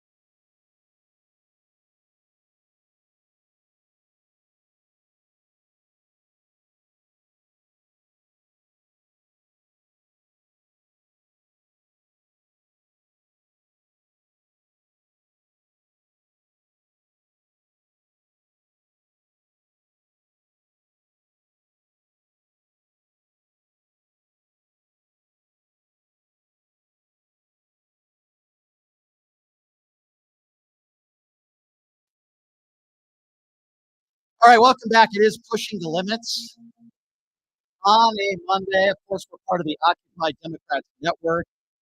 We appreciate all of you watching on social media, listening on the radio.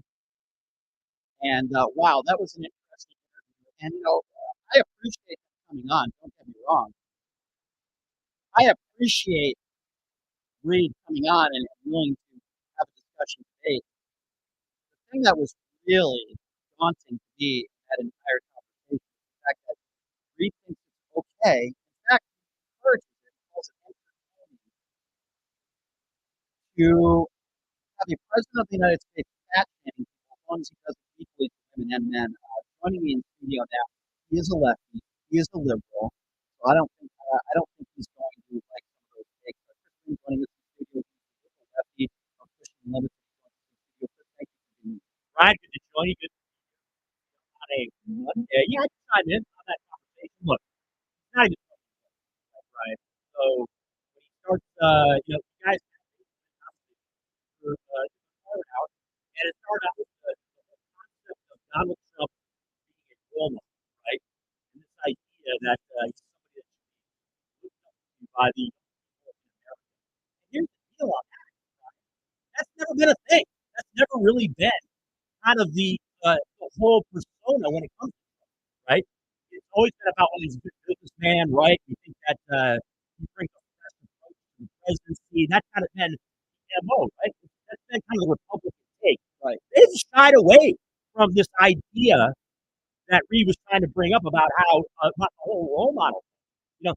Republicans will say what they will about Donald Trump, right? They'll try to espouse the positive things that Trump brings to the table as a person, but there never really has been this thing out there, or this play that Donald Trump is some role model for people in America, because it's just quite frankly absurd and nonsensical. It's not really a thing. So I was a little bit surprised by that. Look, Reed, he's a young guy. Like you said, he's a nice guy. I'm gonna call him a kid because I'm not 50. He's not even 20 years old yet. But look, he's gonna have time to get life experience. So I think that's gonna change some of his perception as he moves forward there. But a lot of the things he was saying was completely kind of absurd. And, by the way, we talked about the whole thing about being a role model, right? Then you proceeded for the next 15, 20 minutes to point out examples of why Donald Trump is in fact not a role model, right?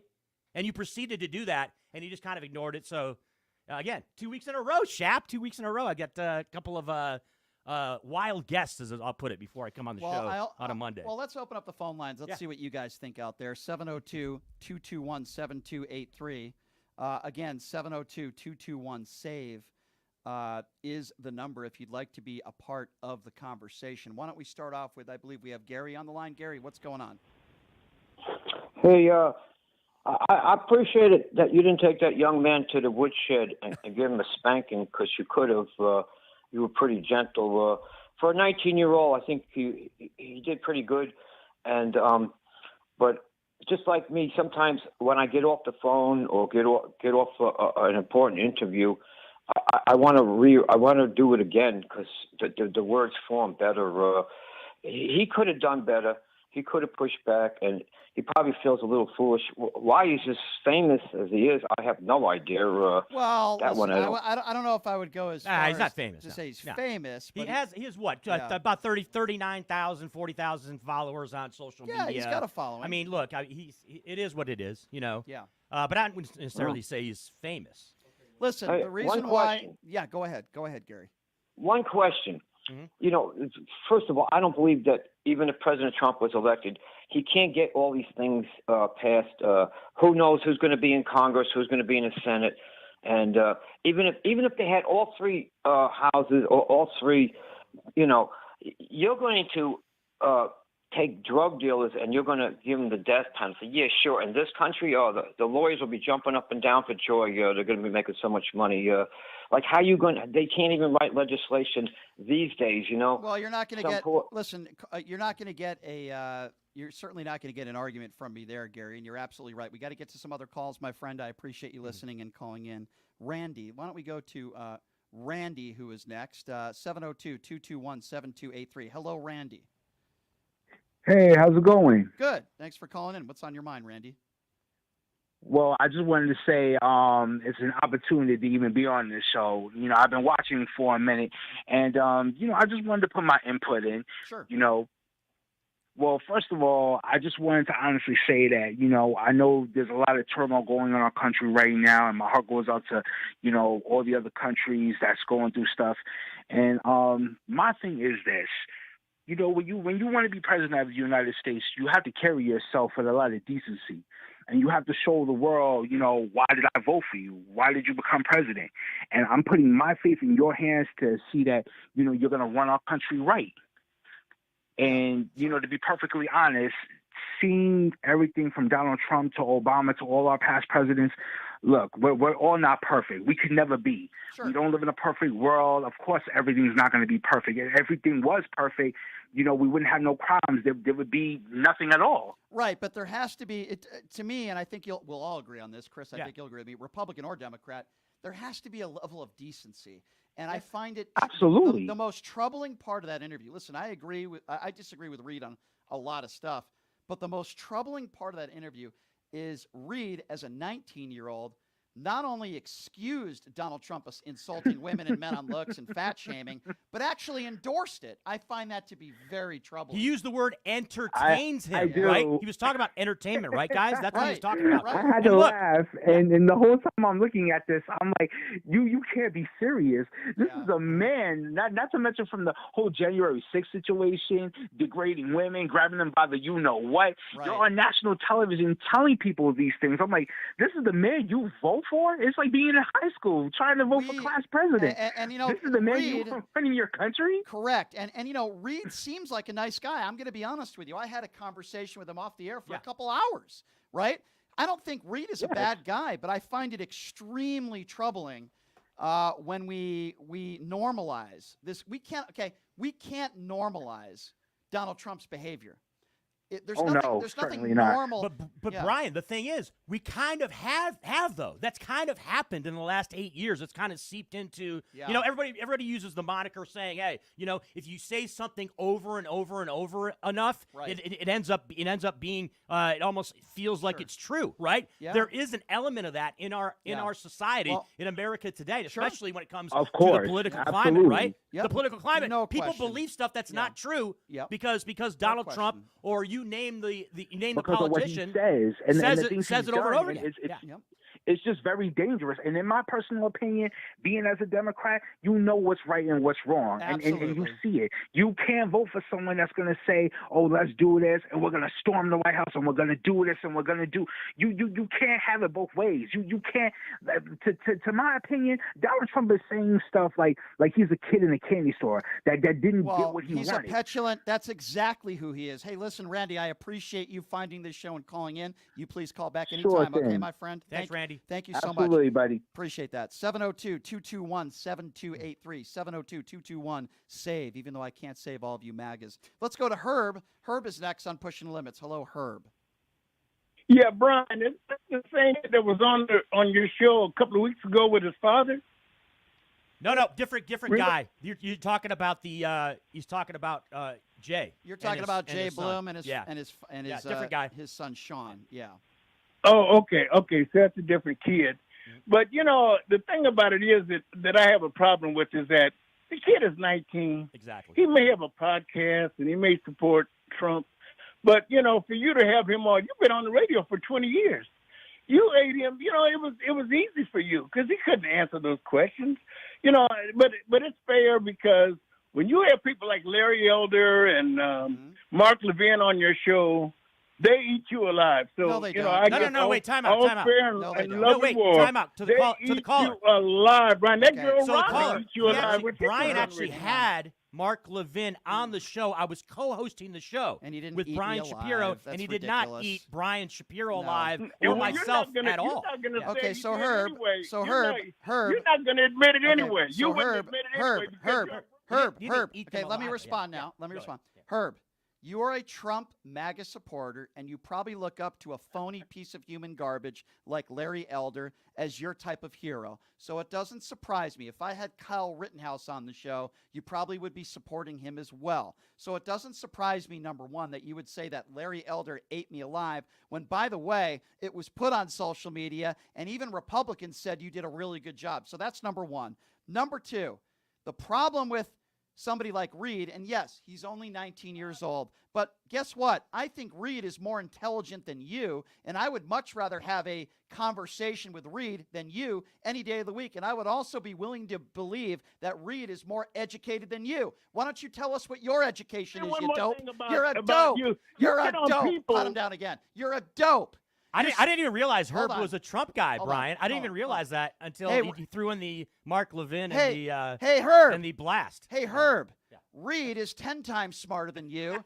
He's probably more mature than you, and you have absolutely no idea what you're talking about when you say somebody like Mark Levin ate me alive. If there's anybody that would eat you alive, it would be the turd in chief, or the former turd in chief, Donald Trump. Okay, buddy? Okay. So yeah, okay. Can I say something else, Brian? Can I make one more point? Not if it's stupid, because you haven't made any good points ever when you call let into me the make show.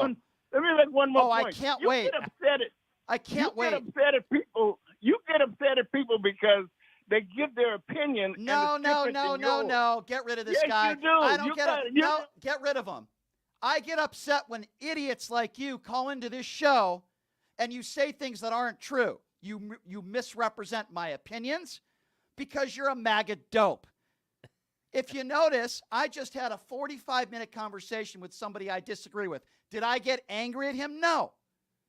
Because he's entitled to his opinions, even though I disagree with it. But you're just an idiot. You call into this show and you say, Larry Elder ate you alive, because you're a moron, okay? You're a MAGA moron, or as Hillary Clinton would call you, a deplorable. The number to call, 702-221-7283. And as somebody said on So Herb got Brian Shapiro all kinds of fired up here. Well, because he says something that's not true, because but he's you're stupid. You're like visibly red right now. That's a Well, you are highly irked. I'm just trying to turn at into what was the said by Herb. I'm just and I trying- gotta say, the beginning of the phone call, I thought he was gonna come on and give some kind of criticism, right? When No. it came to your last guest, but then he kind of side turned it, and it ended up being a critique of B-Shap when it comes to having on the likes of Larry Elder and Mark Levin on the show. That was a different turn. I did not know that Herb was a Donald Trump guy. Brian Shapiro. Great call, Herb. Thank you so much for calling in. You made some. Yeah.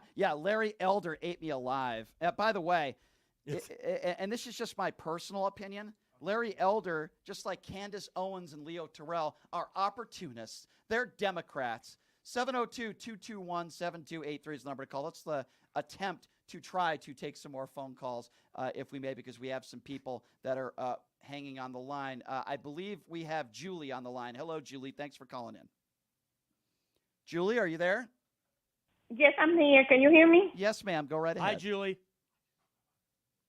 We just hung up on Julie by accident. Did we? Okay. Sorry about that, Julie. Call back, and we will get you back on the line. 702-221-7283 is the number to call. Julie, please call back. That was not intentional. That was accident.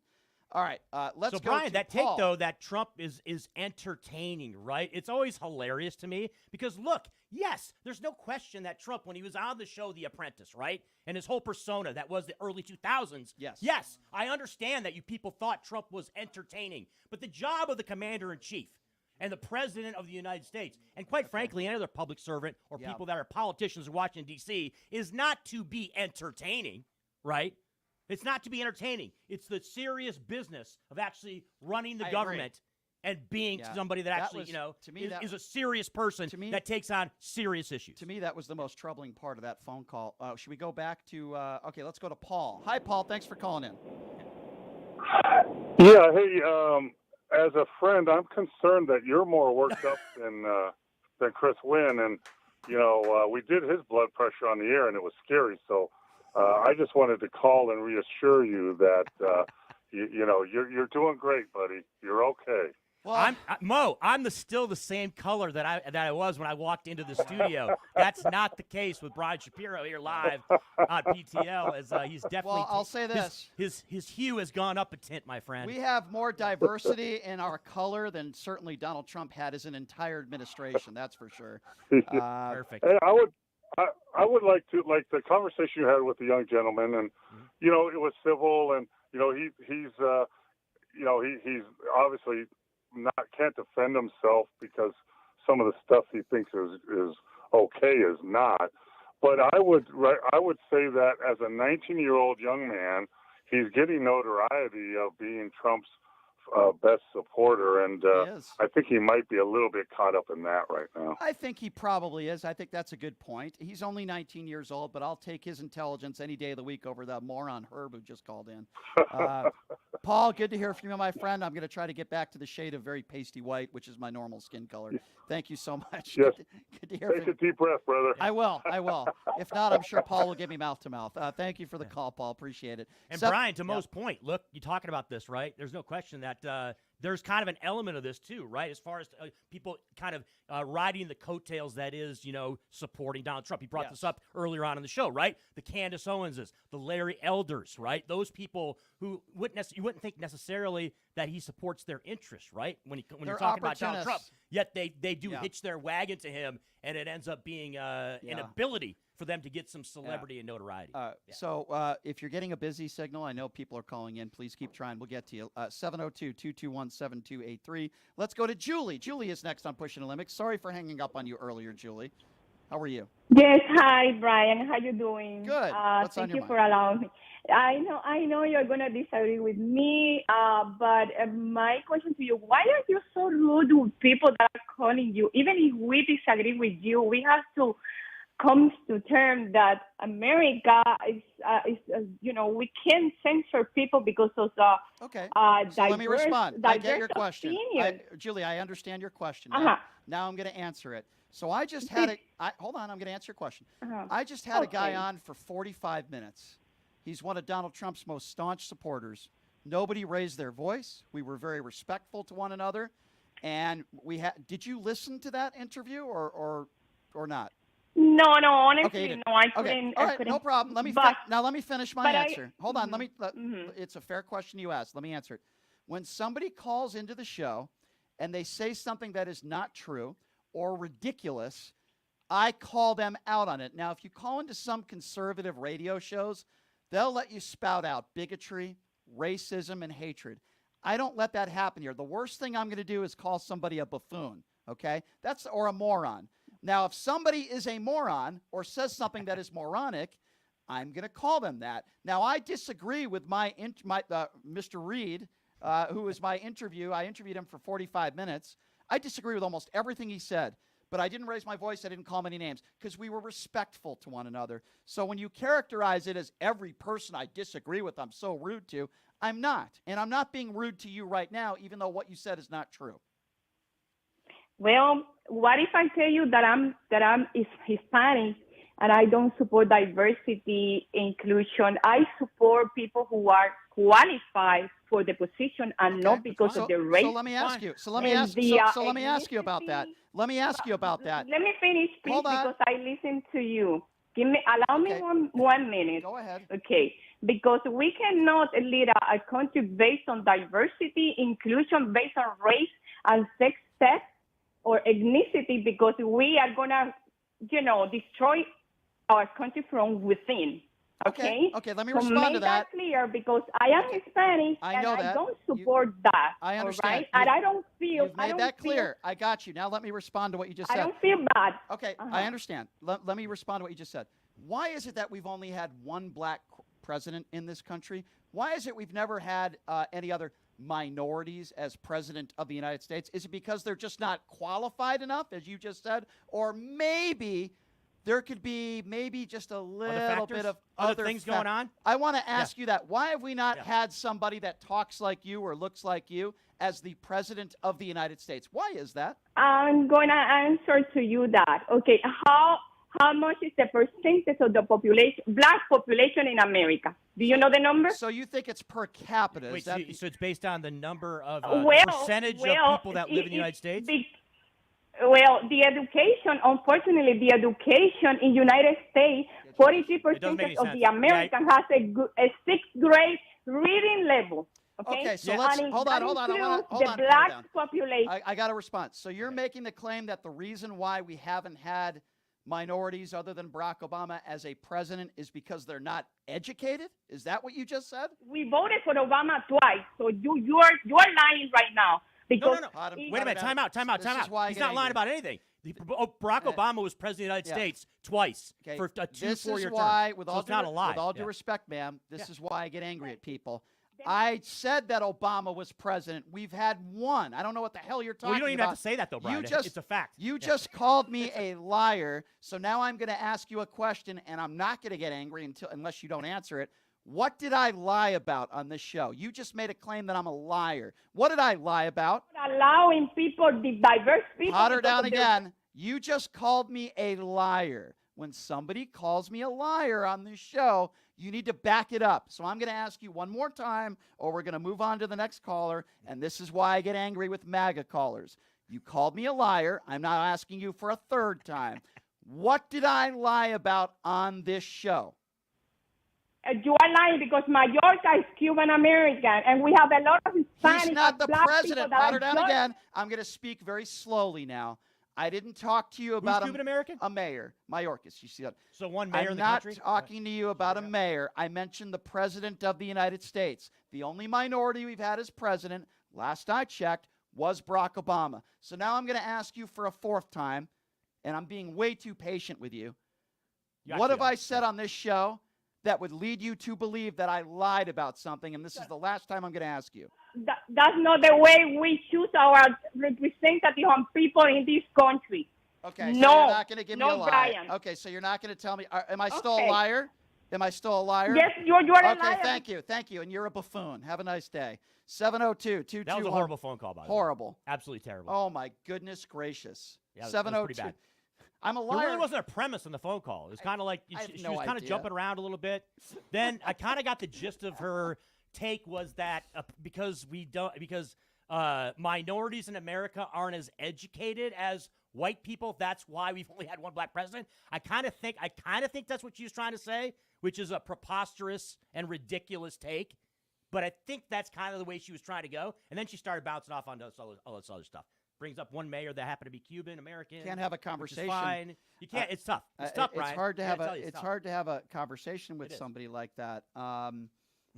And again, to her premise of that I just yell and insult people that disagree with me. I had somebody on for 45 minutes today that I didn't do either of those things with. I was very respectful. We were both respectful to one another. Let's take another call. Okay. Holy smokes. 702-221-7283. 702-221-SAVE, even though I can't save all of you MAGAs out there. Let's go to Carl. Carl is next. What's up, Carl?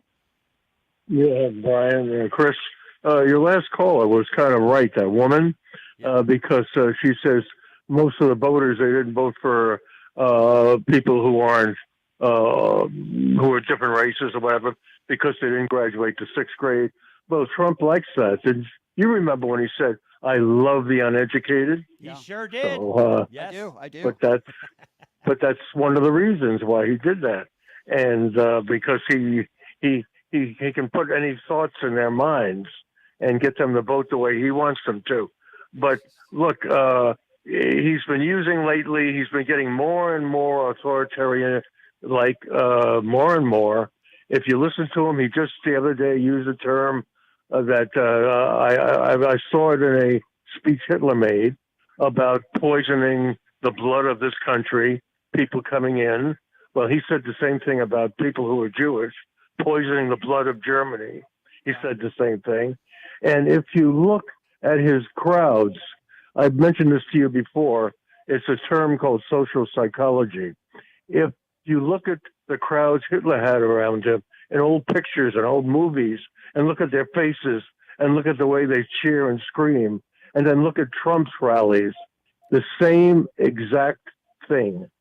Yeah, I mean, listen, I don't like comparing Adolf Hitler to anybody, quite frankly. But I will say this: Donald Trump, in my personal opinion, is a wannabe dictator. He's already said it himself that he's going to use at least a portion of his presidency, if he's reelected, for retribution. He's used similar verbiage to other murderous dictators out there. I think there's a reason why he writes love letters to Kim Jong-un, and why he says nothing but kind, nice things about the evil, murderous dictator himself, Vladimir Putin. And it's because I think he's a wannabe Vladimir Putin. That's what I think.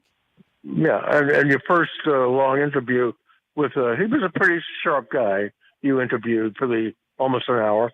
But the thing is, he says, you're talking about what you talked about insulting women and so forth and fat-shaming them.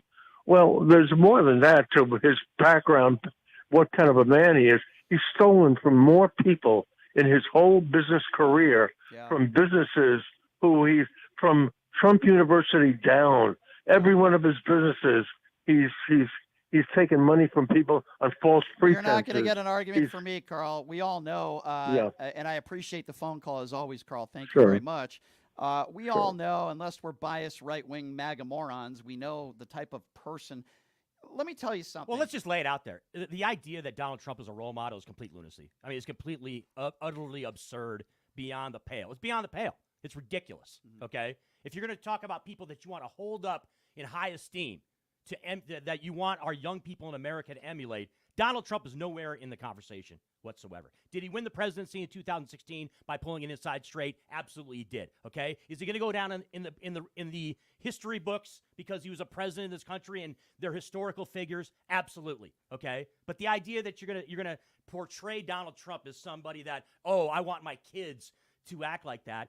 Actual Republicans, right, Brian? Actual Republicans have come out and said that he does things that they would not want their children, their own children, to emulate. That is on the record. That's not my left-wing Chris Wynn bias, right? It's not Brian Shapiro's, middle of the road, but sometimes you lean left approach, all right? That's the way it is. That's how Donald Trump is. He's not somebody that you should be holding up on a pedestal with respect to being a role model at all. No, I mean, that's, again, it's interesting when I speak to Reed, who's, a 19-year-old, and if you're just joining us, claims to be Donald Trump's #1 supporter. He's got a large social media following. He's met Donald Trump on a number of occasions. What's interesting to me is now, in my opinion, because of Donald Trump has normalized this kind of behavior of fat-shaming people, going after people on looks, attacking women, Gold Star families, POWs, and that sort of thing. And it's sad because Reed seems like a really nice guy. Like, he seems like a decent guy. But at 19 years old, and by the way, there are people that are 39, 49, 59, 60, 70, 80. And when another caller calls in and says, well, give him a break, he's only 19, I can tell you there are plenty of people that are 3 times his age that feel the same way that Reed feels and have absolutely no problem with the sitting president of the United States attacking women based on looks and those types of things. And that's what I find really troublesome. Well, here's the thing, too, right, Brian? So you did give him basically a laundry list, right, of examples in which Donald Trump is not being a good person, right? When Donald Trump is doing things that are misogynistic, right, or sexist, or, yes, racist, in which he's said and which he's done, right? You gave examples. And then what did Reed do? Well, Reed gave you one anecdotal example. And it reminded me, when I'm listening to the discussion that you and he were having, it reminded me of Amy Tarkanian, right, back in the day, back in 2020, when she talked about having an opportunity to have a personal relationship with Donald Trump, to meet him, right, to actually meet him and spend time with Donald Trump. And this is what the Republicans do, and especially MAGA. This is what they do. They'll bring up one example, right?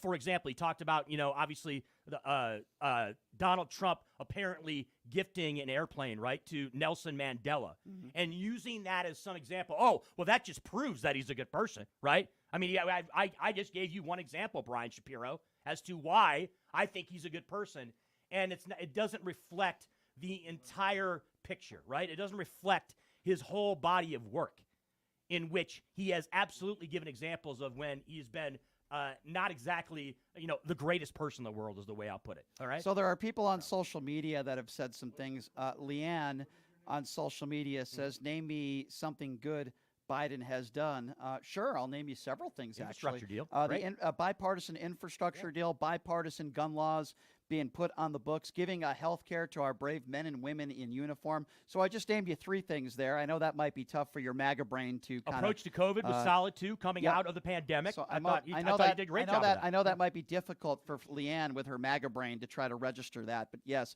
Joe Biden has done some good things. Somebody else on social media, Sophia, says that the dictator is sitting in the White House. I'm not even going to address that. All right, 702-221-7283. Joni is next on Pushing the Limits. Hello, Joni. Hello. Nice to speak with you. Thank you. My name is Joni Beeler, Bealer. I'm a 73-year-old widow. My late husband was a Vietnam veteran. Oh, God bless him. And after 10 years of cancer treatment, pretty well cleaned out our savings. But that's not why I'm calling. I'm calling because I really want to donate and help fight this Donald Trump crazy person that wants to run this country.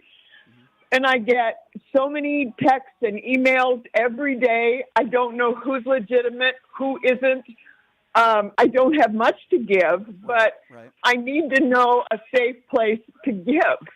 And I thought maybe you guys could give me some information on that. Well, here's what I would ask you. Number one, are you want to donate to Democrats? I'm trying to figure, do you want to donate to politicians? Because I think there's actually more valuable things you could do, Joni, than give your hard-earned money. I think get people out to vote. Register people to vote. Go door to door. Explain to them why you think Donald Trump is so dangerous. And by the way, I would agree with you, obviously. So and this is just my personal opinion, Joni, you can donate money if you want to, but I think there's actually more valuable things, in my opinion, you can do, and that's trying to get young people to vote, supporting people that, do the same. That's my advice to you. You know what? I like that. Yeah. I do. I really like that. And because I hear so many young people that don't understand the power that they have, and especially young women right now. Yeah. I mean, what's happening now, I remember the coat hanger in the alley days.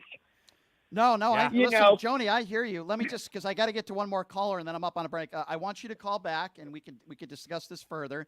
I'm happy to give you my advice. You sound like a wonderful lady. I'm sorry for the loss of your husband, who is a hero. Please call back anytime, okay, Joni? Thank you so much. And thank you, sir. You Both bet. of you. You bet. Thank yeah, you. nothing better than, as far as the direct action, than to vote, right? No question about it. And there's all kinds of things you can do from a political perspective. I tried to give her my advice. Yeah. Quickly, I got about a minute. Let's go to Jason. Jason, what's up? All right, you ready? This is what I think all MAGA is, necromongers. Do you remember the Furion? We need a Furion to kill all these necromongers. No. Everywhere they go. Jason. We don't need to kill them. Jason, But hold listen on. to No. Jason, I need you to listen to me. We need to change them. Well, we don't want to Not killing them. We don't want to threaten anybody. We can. We're probably on the same side politically on a lot of issues, but let's not. We want to reframe their views. That's what we want to do. We don't want to do that, Jason. Go ahead. But if you listen to all the people that are behind him, that kid that's going to be running the CIA, that's going to be with Trump, is already talking about he's going to put everybody in jail. And you already said that Trump has already said he's going to use the army for anybody that protests against him. Right, I'm with you. So you got to remember, they're coming at us to kill us. They're not going to come at us. They want to jail us or kill us. Yeah, said, but he can't really do a lot of that stuff. He's not going to be able to pull off some of that stuff. It's not the makeup of our country, and especially our government. There are roadblocks to the stuff he was going to do. That conversation he had with Sean Hannity, remember? I mean, he's talking about on day one, I'm going to drill, and I'm going to close the border. Okay, so you can't do any of that as president of the United States on day one. Jason, let me just add this before I let Jason. Let me just add this, Jason. There's a way that we can defeat these Republicans, and that's vote at the ballot box. Do it at the ballot box, Jason. And if you and I do our part and we do those things and we spread the word, then they're going to be out of office. And I think that's the best route to go. Okay, bud? But they're going to cheat. They're going to cheat. Well, they Jason, already said it. If you look at all the down south, they already took all the congressional black areas and made sure that they won't even be represented. Well, then guess what we have to do, Jason? Midwest, Jason, I'm up against a break. I'm up against the end of the show. All right. But let me just end by saying this, Jason. Right. And by the way, I appreciate your call. Thanks, Jason. Then what do? Get more people registered to vote. People in your family, friends, people that are not registered. Register them to vote. Chris is a registered Democrat. I am. I'm a registered independent. I voted by mail, too, just like millions of other Americans in 2020. That's why Listen, Joe Biden got 87 million votes. I appreciate Chris being here. All of us on the Occupy Democrats Network, YouTube, TikTok, Twitter.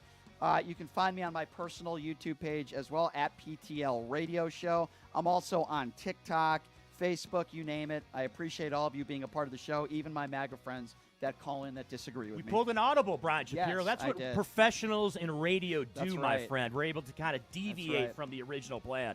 Amen. That is the show. Now I got to buy Sea-Win lunch. All right, thanks for joining us, everybody. Have a great day. We'll see you tomorrow, same time, same place.